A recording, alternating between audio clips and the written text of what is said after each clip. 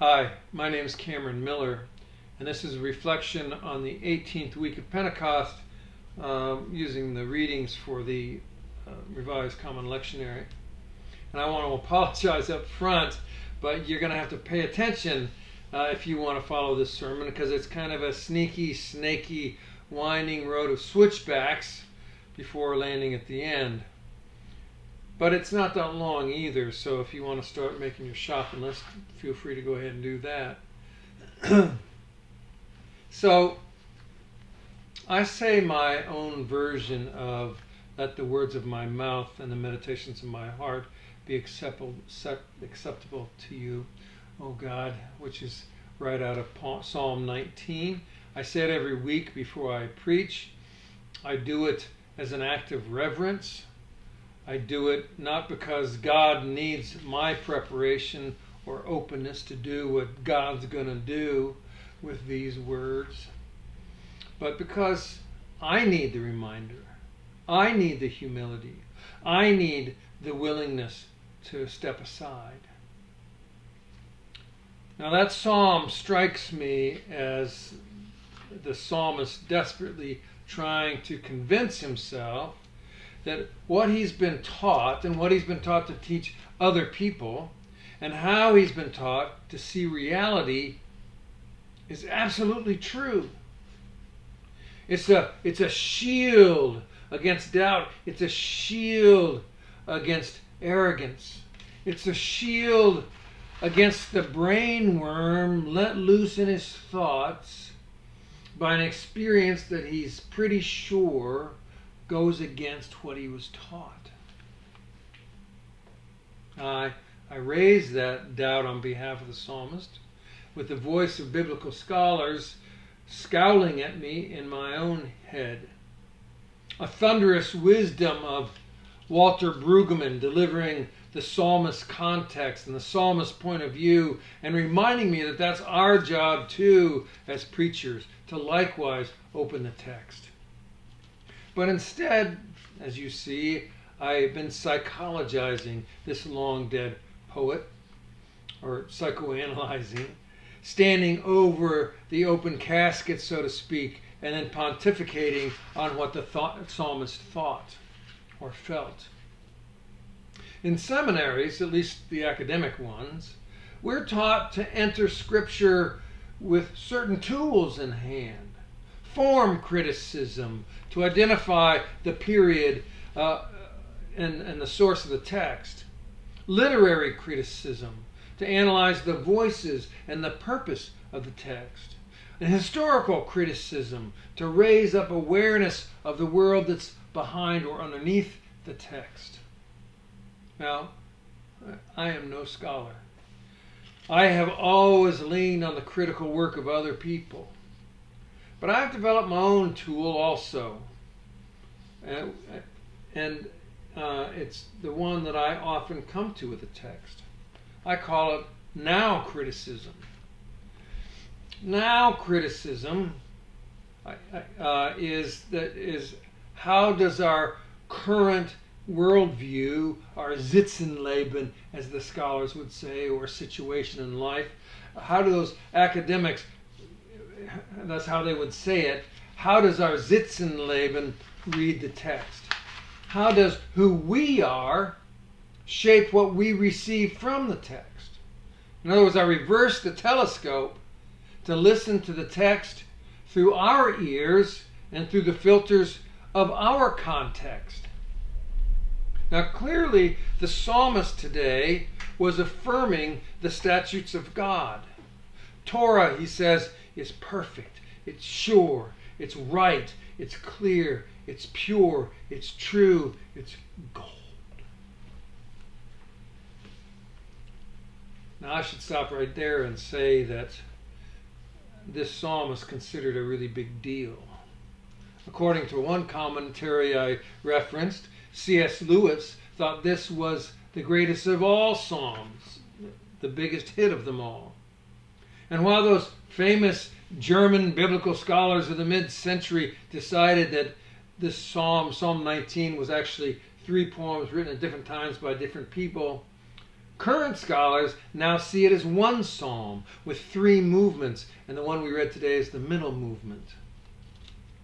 Now, you got to see I'm a little out of my depth here. I do not know that much about Psalms, even though I took a whole semester course on it, just the Psalms, taught by a very popular dean of my seminary. Everybody swooned over getting into the Psalms course. I was bored to tears. All I can remember about it was how hard it was to keep my eyes open. That could have been a hint to me way back then about now criticism. Beautiful metaphors and rhythmic strophes aside, they can't make up for postmodern iconoclasm. I'm an iconoclast. I own it. It's what my experience living in the world has made me. Literally, iconoclast means image destroyer. But more deeply, it means somebody who challenges settled beliefs. Someone who opposes the veneration of religious images and icons. That sounds like me, right? Iconoclasm gets a bad rap because of figures like Oliver Cromwell, whose wife, by the way, might be in my family tree. But my take is that it's reality, our experience, that's the greatest iconoclast. It is our experience, our notion of reality itself based on our experience, that contradicts the theoretical notions that we have about the world, life, family, society, God, and so forth. Whatever image we have about the nation, or the law, or the Bible, or love, it will all be broken because not much in life, if anything, conforms to what we believe about life. So the psalmist in Psalm 19, wonderful poet that he was describing a formula into which he declares all of life fits. No, there's not one crack in this form, he declares. Not one porous glitch through which doubt can be leached. But wait, he does ask, who can detect errors? To ask may be to acknowledge that some doubt exists. But immediately he pleads to be forgiven from this hidden crevasse in which the smallest doubt might be wedged. He pleads to be healed and not given over to the dark, questioning voice deep inside. The psalmist and much of religion offer a kind of hardened sarcophagus of the Lord's laws and decrees into which we all fit and will be protected from the unreality of doubts and the unreality of counter-narratives. But you see, I think the world as we live it has been turned inside out since the psalmist was alive. It's now the voice of faith, if that's what we wish to call it, that is hidden deep inside like a piece of gold broken off a tooth and lodged into a fold of tissue down deep inside. All around us, everywhere.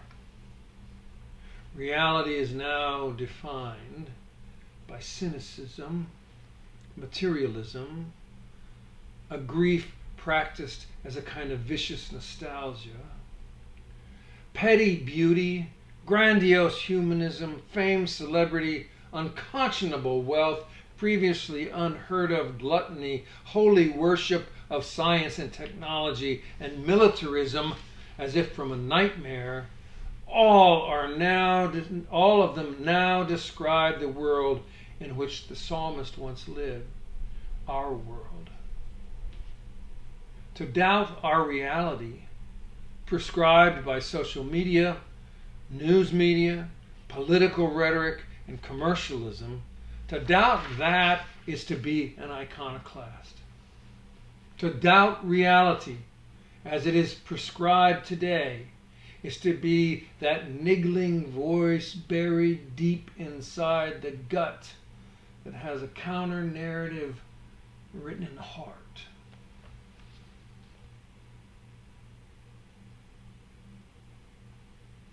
I say, whoever's not against us is for us.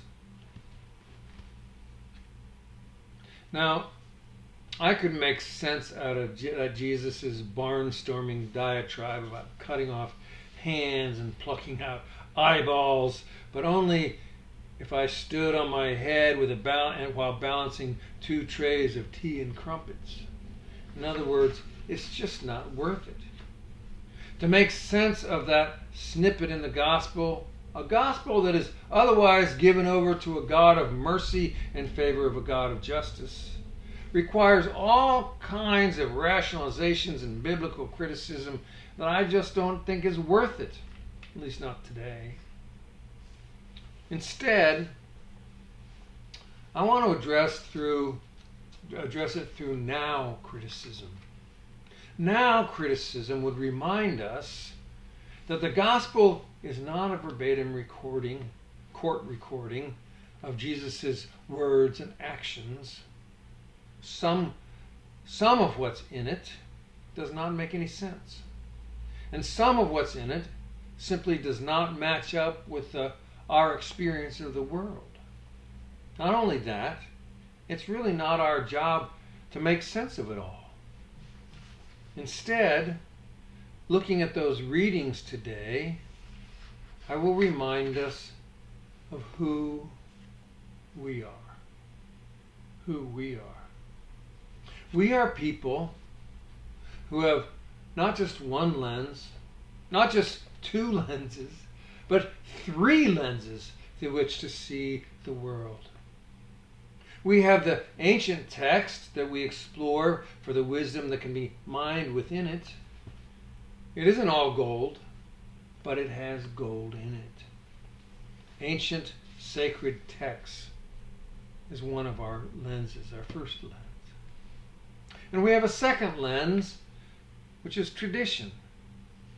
It's what we have learned together as a community over time, over millennia, in fact. It's a reflective lens. It's not a reflexive lens, as in, reactionary, but it's a reflexive lens through which we also mine wisdom via the text of historic community, of what we've learned together over time. And finally, we have a third lens, which is reason and experience. What does our ability to think and to imagine and to wonder and to learn teach us about our experience? These 3 lenses, scripture, tradition, and reason or experience, offer us a vision of reality given by our theological tradition in the Episcopal Church. The psalmist had his lens, you see, and Mark, the first gospel editor, had his. We have ours. And it allows us to be an iconoclastic community with a counter-narrative to the one that is prescribed by the world, whether it's being prescribed by ancient poets and preachers or by the social media and digital world around us. We are not stuck, in other words, with what we hear from social media and news media and political and ideological rhetoric and scientific or technological overreach or other kind of religious fundamentalism. We have lenses through which to process all of that and break it down, strip it away, dig beneath the assumptions, find gold within them. But we don't have to swallow it whole. Not the psalmist, not the gospel, certainly not the cultural and political mania, or miasma, I should say. We're not limited to what we are told by the loudest voices around us. We are not limited to Scripture alone. We're not limited to the prescription of ancient traditions. We're not limited to what we see and hear at any given moment. Instead, we have a generous spectrum through which to see and view the vast landscape of life all around us. We need to use it all.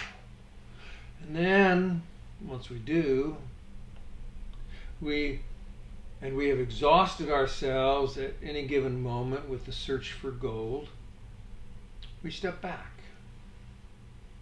Take a nice, slow, deep breath.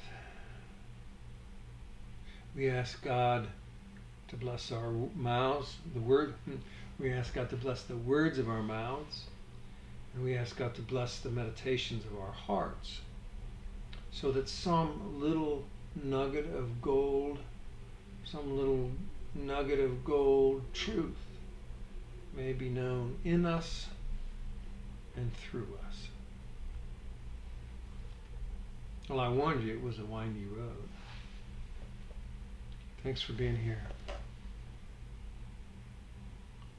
Peace be with you.